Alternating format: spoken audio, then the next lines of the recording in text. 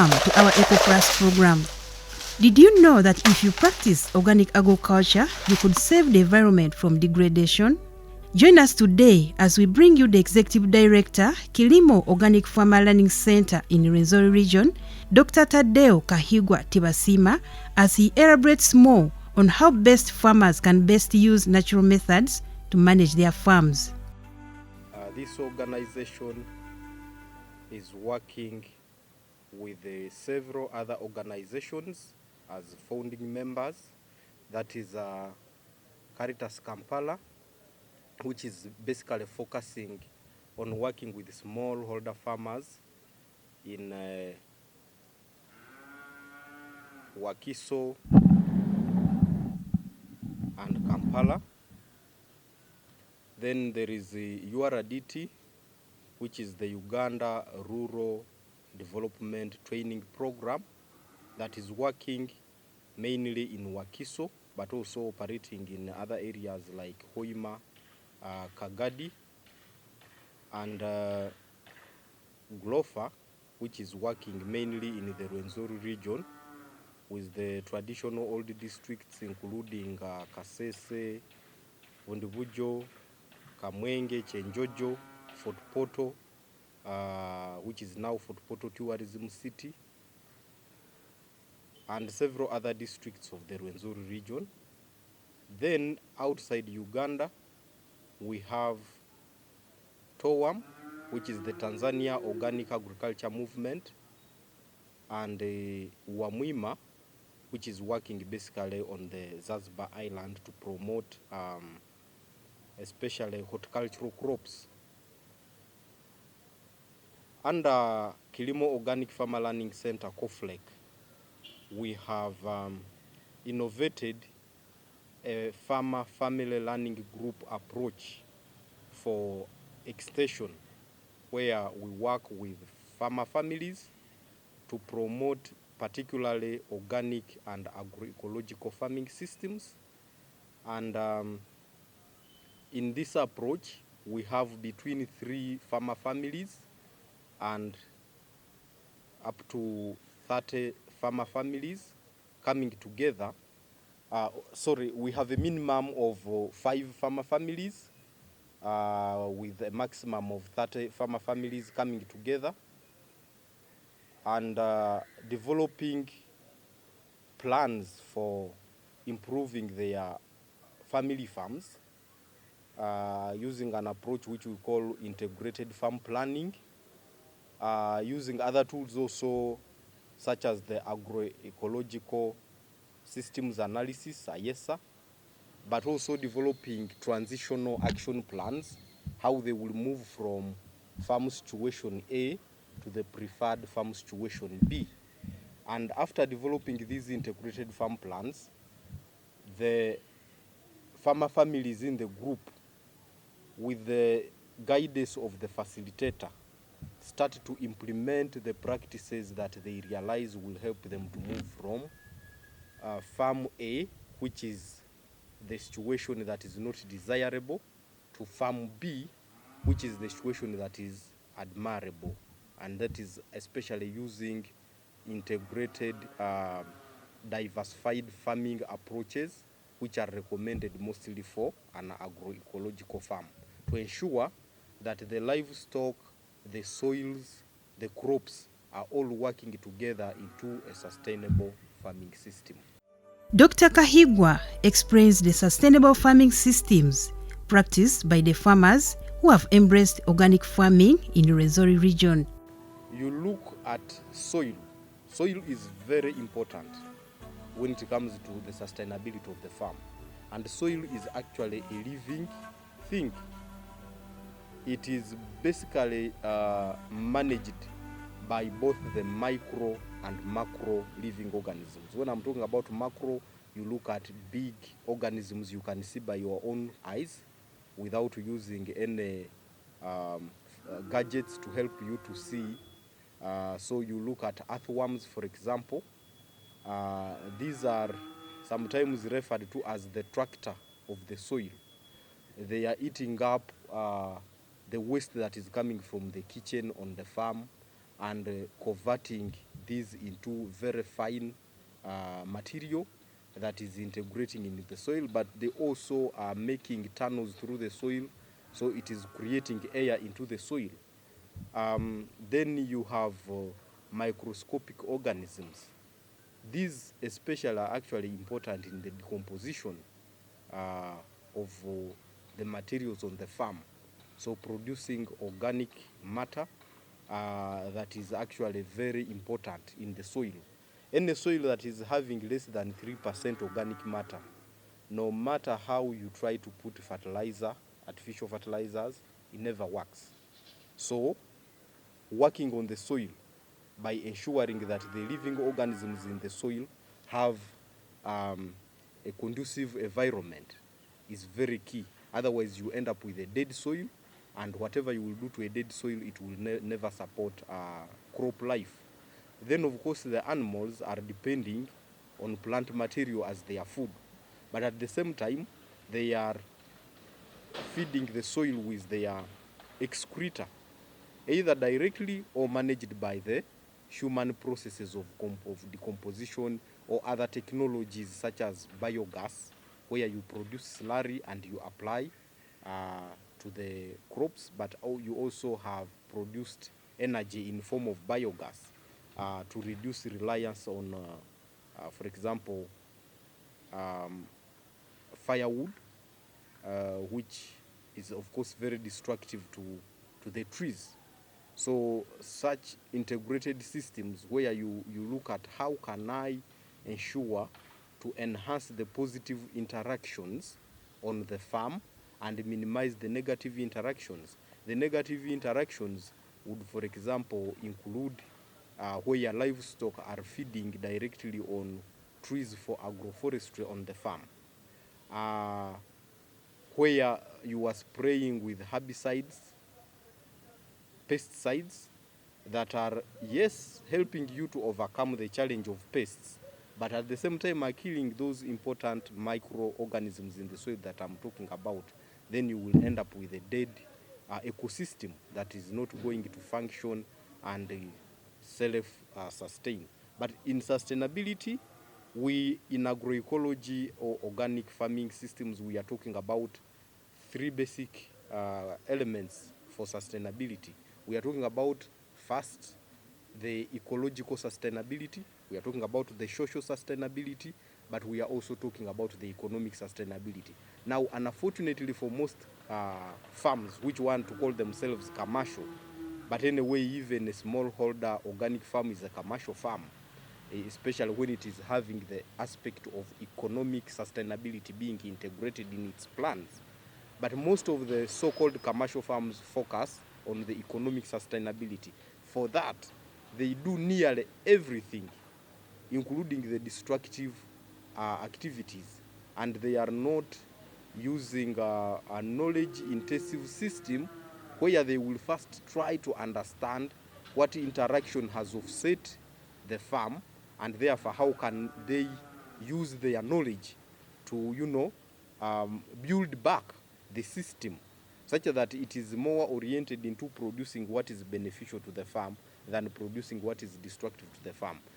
So when the commercial farmer wants to quickly solve problems, they offset the working of the systems, and yet there is actually a lot of interactions between the soil system, the crop system, the livestock system. All these elements on the farm are interacting continuously to ensure that the end product of the other is the input of the other, and the system continues. Now for the commercial farmer, they are observing, let's say, one locust on the farm, and then they are spraying the entire garden, yet this could actually be hand-picked and probably also maybe be eaten by a duck on the farm. While practicing organic agriculture, organic fertilizers are the best to apply for better outputs. These farmers have a lot of experiences, by the way, and they are not the ones who are mostly using the artificial fertilizers. I would like you to differentiate between the fertilizers, because when you say fertilizers, you also include the organic fertilizer. How is a plant consuming nutrients from the soil? It is not necessarily eating what you see packed in a container of fertilizer. For it is extracting the nitrogen in the usable form for the plant. It is taking up phosphorus, potassium. Whether it is coming from artificial or organic fertilizer, it is taking them up in the same form.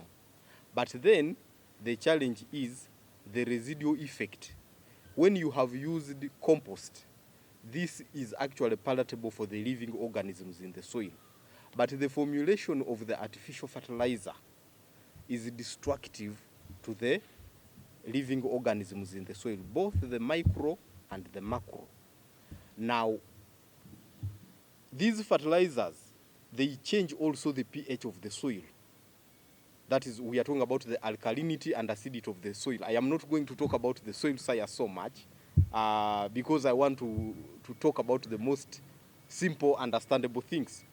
But a little bit of the science is that the acidity of the soil, they are levels which below the living organisms cannot function properly. So when you continuously apply artificial fertilizers, you will reach a point where you apply materials from the crops to the soil, and you will find them there for 7 months, 8 months, undecomposed, and you will think, yes, I have managed the termites. But imagine a situation where you have an accumulation of organic matter on top of the soil, and you have a layer of around 1 meter, 1.5 meter. How do you eventually plant anything into the soil? So a decomposition process is a very good sign that the soil is working. And this soil working doesn't have a mouth that it is consuming and eating. It is the organisms in the soil that are decomposing this material into smaller, finer particles that are getting integrated into the soil, and they are improving the soil color. You will see an organic soil is actually black, and it is this black that is actually keeping the soil also warm when it absorbs the energy from the sun. Otherwise, if you have a very low temperature in the soil, other crop functions are also not able to be performed. It's just like us, the human beings. You have a temperature above which or below which you cannot function normally. So how does the farmer know? The farmer knows that I have been applying artificial fertilizers continuously. The decomposition on my farm is no longer taking place. I am sure the organisms which were eating up all these residues, crop residues, are dead. And he doesn't actually have any mouth to chew these materials and put them in the soil. Either they will maybe use some machines to cut these materials into smaller, but it is because they do not have enough organisms in the soil to do that process naturally. They also know certainly when some crops will not germinate. They also will know when they see colors on the maize. You know, when you see the maize getting purple, that is a sign of deficiency of nutrients. The farmers know. Don't think they will think this maize is beautiful. They know this purple maize is not the normal color of the leaf. Although they will not know that it is about now inefficient photosynthesis processes, that they may not know, but they will know that these maize are not going to produce as much yield as if the leaves were green. Yellowing and mosaic patterns on the leaf of the maize is actually a signal to them to know that the crops are not happy. And this is a communication of what is happening in the soil. So they also, of course, certainly know that the soil color is an indicator. They also know if the soil has become like dust. The particles, you can easily blow it. This is actually a sign that the organic matter in the soil is quite very low. Numerous environmental benefits can be gained through practicing organic agriculture. Organic agriculture is helping a lot in sinking back carbon into the soil. It is also promoting diversified farming systems. When I talk about diversification, you have different crops, you have different animals. Organic agriculture is mostly relying on natural inputs and is sustainable for the environment. It is making you to spend less in your farming, but also produce more. So there you have economic sustainability. But also it is a system that is allowing you to work with your neighbors. You can share seeds, you can share inputs. So your neighbor can be actually giving you peelings from the bananas, and you are also giving them maybe manure from your animals. You are not relying on the shops. So in this way you are socially connected, but also ecologically, because you are using things which are not destructive to the nature. You are protecting your environment, and it is sustainable because naturally God created things to support each other. When you see one element on the farm increasing beyond the other, understand why has it surpassed the population. But in any way, one pest on the farm is not evil. So even consumers actually should look into, if I am eating tomatoes, are these tomatoes completely clean? It is an indicator that this farm could be actually using a lot of chemicals to produce such tomatoes. But just some small stain on a product, that is the problem with the consumers. Consumers are more using products that are using a lot of chemicals. You find that they are maybe preferring to buy tomatoes which are having chemicals on them because they cannot preserve them. But this is very destructive to your health. This is very destructive economically, and this is actually also ecologically destructive. So any farming system that will last, it must look into those three basic elements: the social, the economic, and the ecological sustainability. And there is certainly a communication between plants, especially through the roots. These plants are sharing nutrients in different ways. Then the nitrogen fixing plants are sharing also with other big trees, but also the trees themselves within their families communicate, but they also communicate among families. So a mango plant will actually support the growth of fellow mangoes in ways of communicating through the roots. And this is facilitated by fungus which are in the soil. These fungus are very sensitive to the pH in the soil. And this pH can be changed by artificial fertilizers. It can be changed by pesticides, herbicides, those chemicals that are meant to kill. They have high acidity levels, and the practices of organic farming are actually increasing the soil pH. The more the pH is near neutral, the more it is best for most plants. Most plants are between 6.5 to 7.5.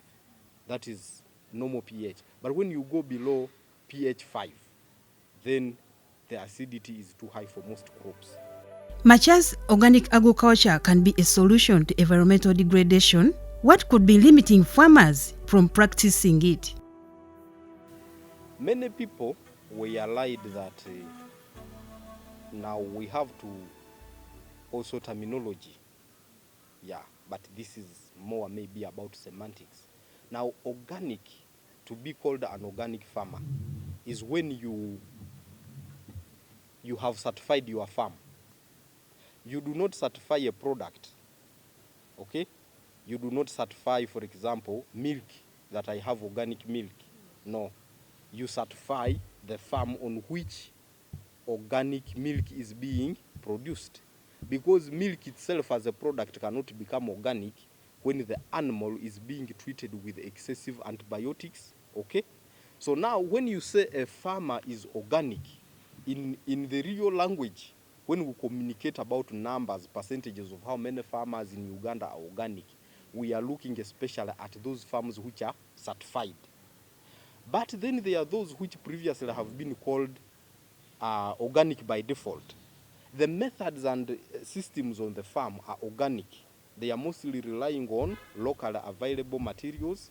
When we talk about organic farming, we are talking about the use of materials that are available on the farm being self-sustaining than relying on shopped inputs, chemical fertilizers, pesticides, herbicides, seed, relying on seed that is not